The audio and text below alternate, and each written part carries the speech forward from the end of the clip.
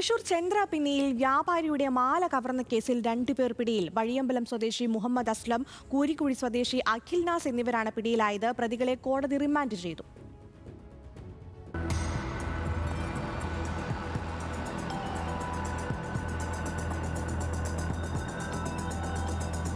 കഴിഞ്ഞ വെള്ളിയാഴ്ച രാത്രി 8 മണിയോടെയാണ് ചന്ദ്രാപിന്നി സെന്ററിൽ മോഷണം നടക്കുന്നത്. സെന്ററിൽ കട നടത്തുന്ന 85 വയസ്സുകാരനായ കോലാന്ധ്ര സ്വദേശി മനോഹരൻ വീട്ടിലേക്ക് മടങ്ങും വഴിയാണ് പ്രതികൾ കവർച്ച നടത്തിയത്. വയോധികനായ വ്യാപാരി നടന്നുപോകുന്നതിനിടയിൽ പിന്നിൽ നിന്നെത്തിയ അക്രമികൾ ഇദ്ദേഹത്തെ കീഴ്പ്പെടുത്തി മർദ്ദിക്കുകയും കഴുത്തിലണിഞ്ഞ 2.5 പവന്റെ മാല കവർന്ന് രക്ഷപ്പെടുകയുമായിരുന്നു.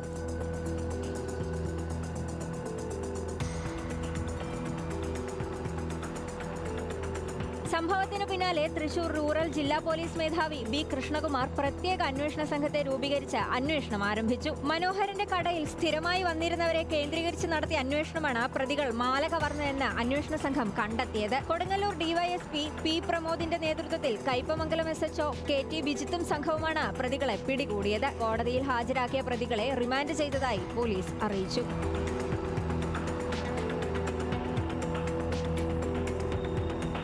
ന്യൂസ് മലയാളം, തൃശൂർ.